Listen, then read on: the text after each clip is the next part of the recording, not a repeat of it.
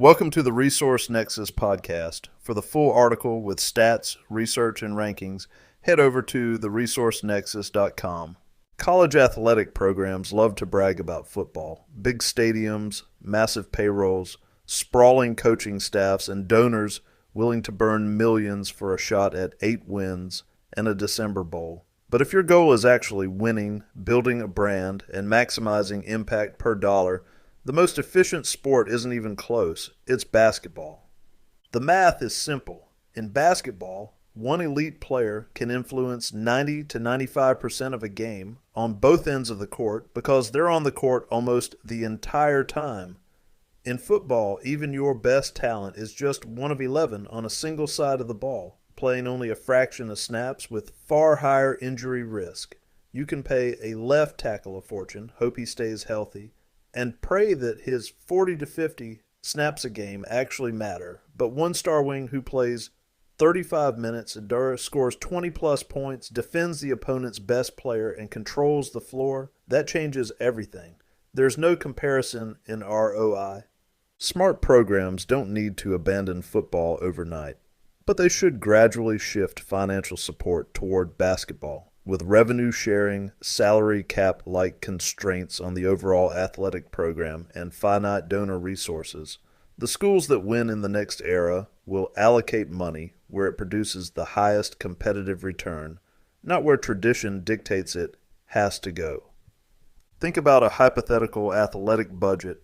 Spread 90% of that across 85 football scholarships plus staff, analysts, and trainers, and the impact per dollar is diluted. Concentrate that same budget on 13 basketball scholarships, invest in a few elite recruits, plus analytics and coaching, and 1 or 2 stars can transform a program almost overnight. In a capped or semi-capped system, concentration beats diffusion every time. The way the system is currently set up there will already be Big East teams or non-football playing mid-majors like VCU that theoretically will have more money to spend on basketball than SEC or Big Ten schools who very expensive football programs with infrastructure to protect. Meanwhile, football's long-term trajectory isn't encouraging.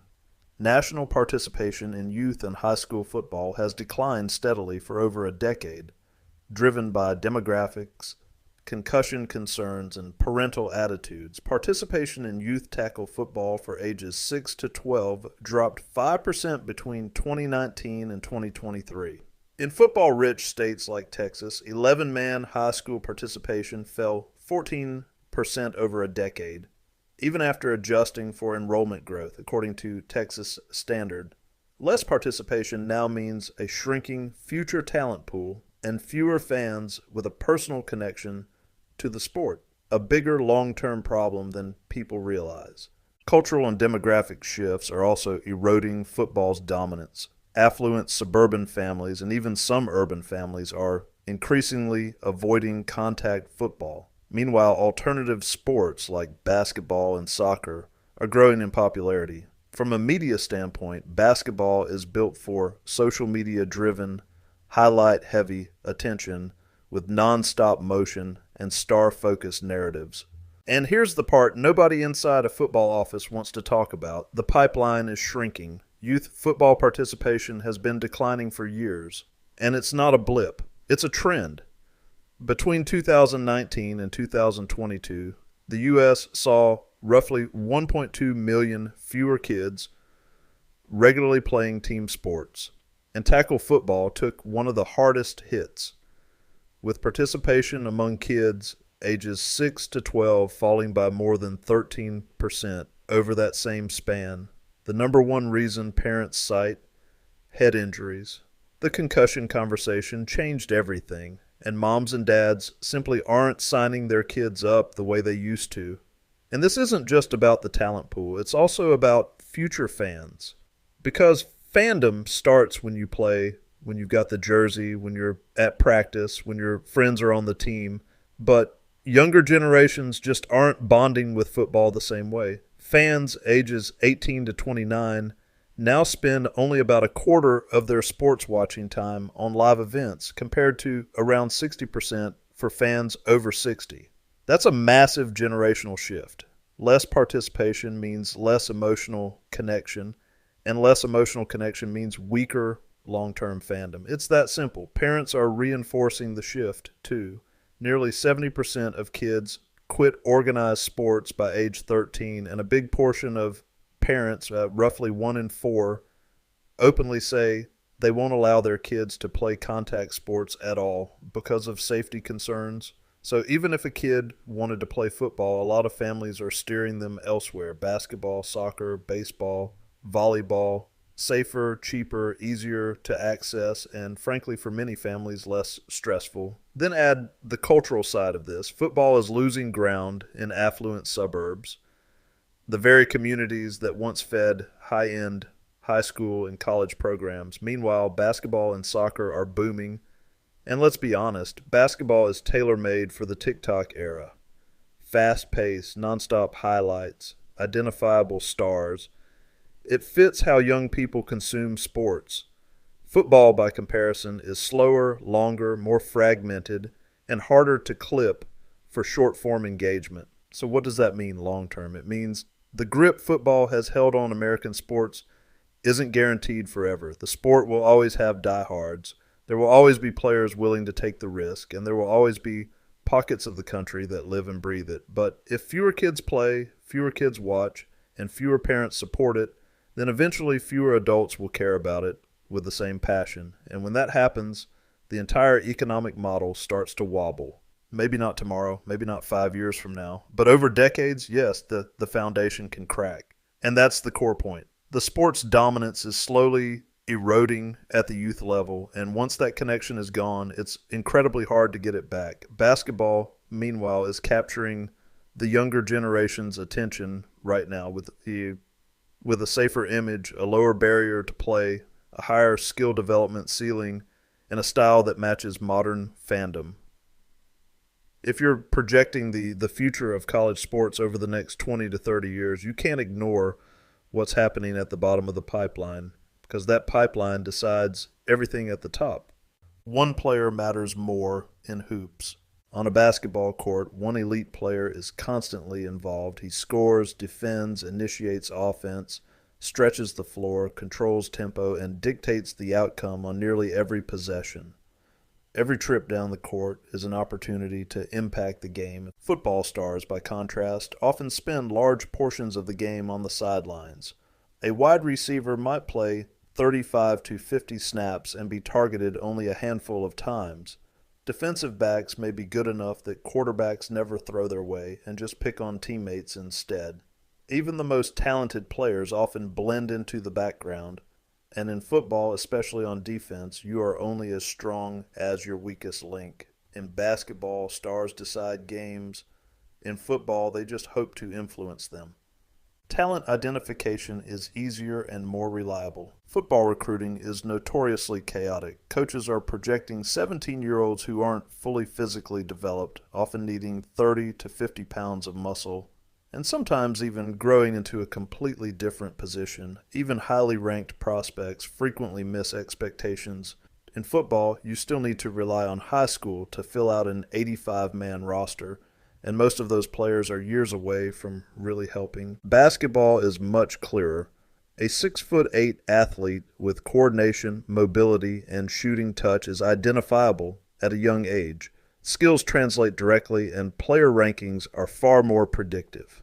Add D1 transfer rules, and programs can acquire proven talent instead of gambling on teenagers. One look at a stat sheet, plus some film, often tells you almost everything you need to know about a player's impact. The evaluation process is far more reliable, and the bust rate is lower. You don't even have to recruit high schoolers if you don't want to. Someone else can develop them further down the pipeline, and if you do find a young player you want to invest in, chances are they can contribute early, unlike in football. Smaller rosters, bigger impact. Basketball requires a fraction of the roster. Football does.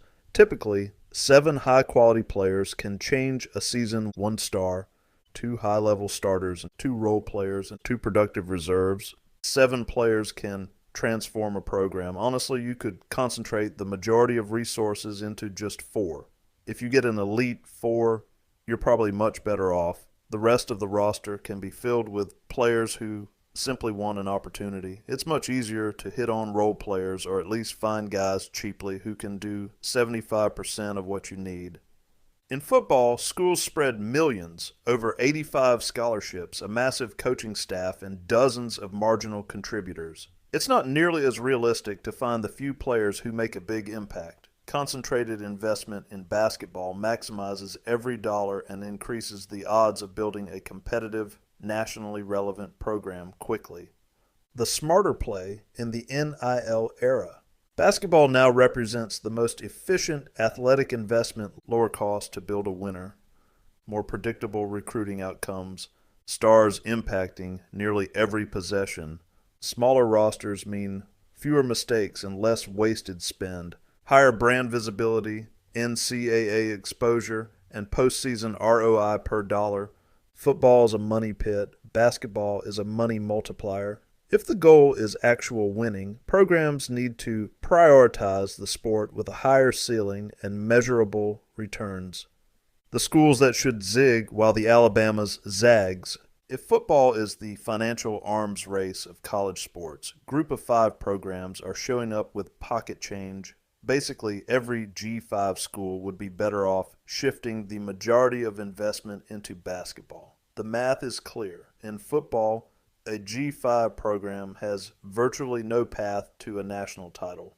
In basketball, a single lottery pick, a strong coach, and a little luck can put you in the Final Four. It's not just G5 schools. Several power conference programs also face limits in football. You cannot outspend the SEC or replicate its recruiting pipelines or fan support. For these schools, the smart play is to zig toward basketball while Alabama, Georgia, and Texas continue pouring cash into football. Obvious candidates include Vanderbilt, basketball-friendly city, brand better suited for hoops than SEC football. Why not try to become the Duke of the SEC? Northwestern academic considerations plus Big Ten football mediocrity. Flip the script. $10 million on basketball, watch Indiana and Kentucky's heads melt. Boston College football ceiling is low in the Northeast. Basketball is the realistic path to relevance. Georgia Tech, Atlanta recruiting, and basketball history outweigh football potential. Chart a different path. Stanford, academic standards limit football talent. Basketball can attract elite prospects. Be the Duke of the West. Cal, football lacks identity. Basketball thrives in a talent-rich region. Wake Forest, proven ceiling in basketball versus football, limitations, and fan support. Virginia Tech, Beamer isn't coming back. Time to rethink football. Washington State, isolation hinders football. Basketball success achievable with 2 or 3 key recruits. Oregon State, football ceiling low. Basketball offers higher upside. Rice, academics cap football. Basketball Sweet 16 possible with smart investment. Tulsa, historically relevant in basketball. Football success unrealistic. Temple, Philadelphia is a talent-rich region. Basketball success is realistic. Football is a grind with a limited ceiling. Arizona State, football ceilings are messy. Basketball in Tempe can be elite with smart recruiting.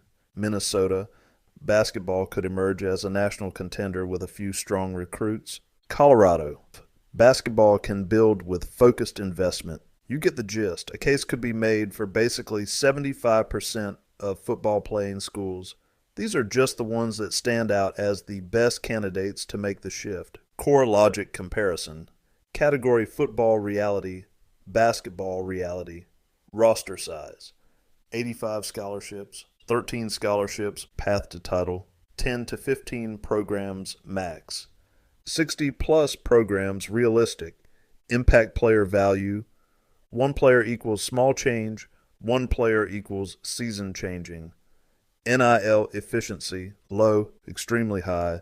You don't need to remove funding overnight. Start shifting 5 to 10% of football budgets annually into basketball infrastructure, recruiting, and NIL strategy. Over 5 to 10 years, You quietly create a structural advantage without sacrificing football entirely. Think of it like the Moneyball A's. You can't outspend the Yankees, so you outthink them. The strategy is simple. Acknowledge reality, act gradually, and invest where impact is greatest.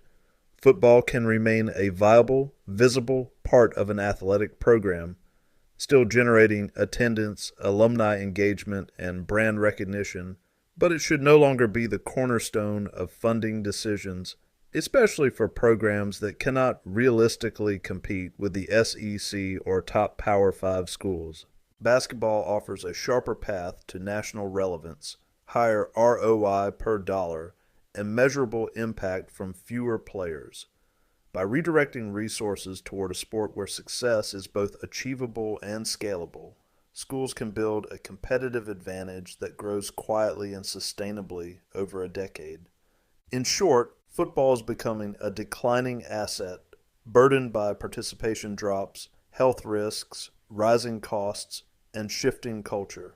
Basketball is the growth sport, with predictable recruiting, concentrated impact, and strong brand payoff. G5 programs and academically constrained Power 5 schools should zig into basketball, while their rivals continue pouring millions into football. Incremental investment today equals competitive dominance tomorrow. The choice is clear. Programs that recognize basketball as the future and act on it now will own the next generation of success, both on the court and in the minds of fans, recruits, and donors. Be the program that sees the future. First movers are usually rewarded. At many institutions, millions are spent on football coaches, facilities, and recruiting under the assumption that football equals brand, revenue, and prestige. But history is a weak guide when the landscape is shifting. Forward-thinking programs should fund football responsibly, but stop assuming it will always be the growth engine. Incrementally reallocate resources to basketball, facilities, analytics, recruiting, NIL strategy, and coaching. Promote a clear vision. We are the institution that builds basketball into our premier sport of the future. Use football as a brand amplifier, not the central investment. The smart institutions will lead this pivot rather than follow. They will be the ones saying, we're doubling down on basketball because we see where the future is. And before we wrap, let's take a minute to talk about the real dilemma that most athletic departments face, revenue sharing. Think about it. If a school is trying to compete in football at a high level, they're basically committing 75% of their entire $21 million budget to one sport, whole shebang. And for what? Maybe 8 wins and a December bowl. That's the reality for most programs outside the SEC elite. Meanwhile, the basketball team is left to fight over whatever scraps remain. But here's the kicker. Basketball offers a much higher ROI on every dollar spent. 1-star recruit, a strong coach, a little bit of smart investing in facilities and analytics, and suddenly you're competing in the NCAA tournament, building national relevance and generating media attention that actually moves the needle. And all that while football is consuming the bulk of your resources, leaving the program structurally disadvantaged in the sport where a single player can change a season. So the smart move is incremental. Start shifting 5 to 10% of football budgets into basketball each year. Slowly build the infrastructure, recruiting, and NIL strategy. Over time, you quietly create a structural advantage that compounds. You're not abandoning football. You're just being strategic about where your money works hardest. To sum it up, football is expensive, high risk, and slow to deliver real impact. Basketball is efficient, scalable, and player-focused. Programs that recognize this and act on it will quietly build competitive dominance, national relevance, and strong brand recognition over the next decade. At the end of the day, the choice is obvious. Invest smartly. Zig when others zag. Build a program that sees the future, not one stuck in the past, and that's how you turn strategic thinking into championships, visibility, and lasting impact, all without breaking the bank. All right, that's a wrap for today. Thanks for tuning in. Hope you got some good insights. If you enjoyed the episode, Be sure to like, subscribe, and share it with anyone who'd find it useful. And don't forget to check out the resourcenexus.com for more in-depth analysis. Until next time, check you later. Cool. Guess we'll see you around. All right, check you later. Bye. Wait, man, why are you always such a dork, man? What are you talking about? Check you later.